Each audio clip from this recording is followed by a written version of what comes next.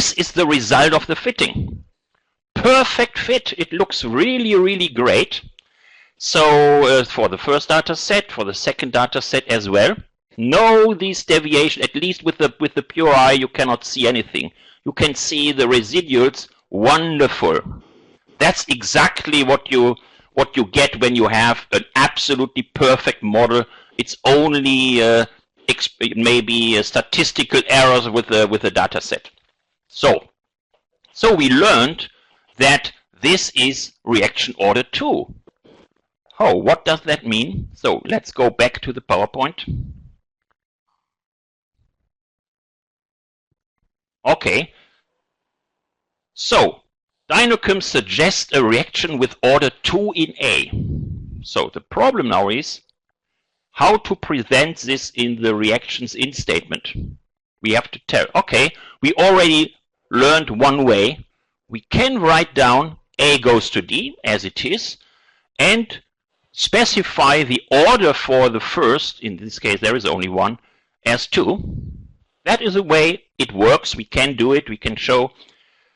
The second alternative, which does not use the order, is such an equation here, which looks a little strange. You see, we have 2 moles of A reacting, and on the same time, once this reaction happens, it will release a mole of A. That sounds strange, but it is just what we need. That follows the mole balance. So it is still the mole balance that A goes to D. 1 mole of A converts to 1 mole of D. So the molecular weights of A and D are matching.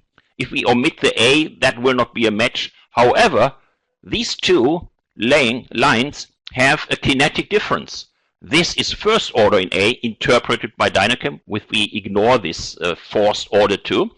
But this, even with nothing, with the default orders, this is now a second order reaction because 2 moles of A are reacting. So both concentrations are interfering in the rate law.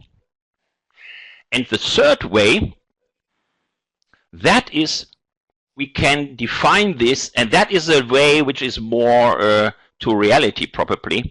That is a way where we can use a 2-line statement. We are a dimer with a very fast decomposition. So we can write the 2 A's form a dimer, but this dimer rapidly decomposes to give back 1 A and the isomer of A. So that is D.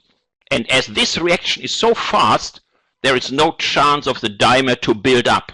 So we will not have molar concentration of the dimer. That was only seen when this reaction is not very fast. So if we write it in this way, you will not disturb your mole balance because the dimer does not show up. It is 10 to the minus 4, 5, 6 mole per liter or whatever. So that is an adequate description of this behavior. In this simple case, all these are equivalent. I would prefer this, but in the model we will now change this and use this variation. So let's go back to the DynoChem, to the Excel. So we use the wrong rate laws. You see, components, we make now the necessary change. So we put in here, we can put in, I think I have prepared this, I don't need it. So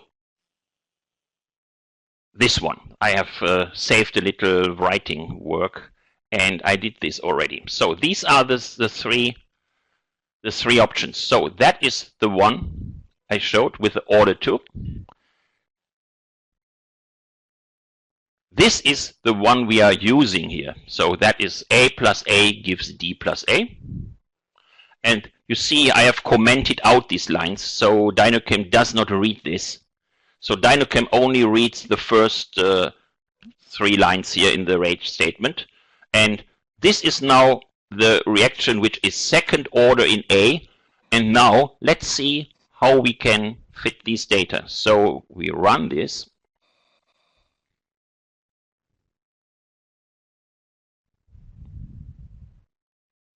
Okay, I always check this if everything is fine, so I will close the previous model. So before directly going into fitting, I will see if everything is behavior as expected, and then I go in fitting. So we lose more the data set.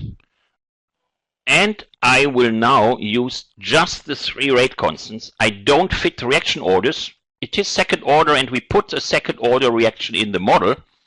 So we will fit it.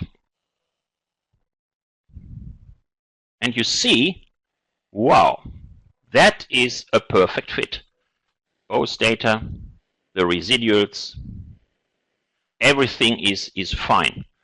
So that is now the way how you can try to get a really good fit.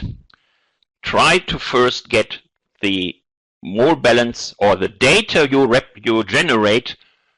They need to be consistent with what you told DynoChem in the process, and maybe also in the scenario sheet.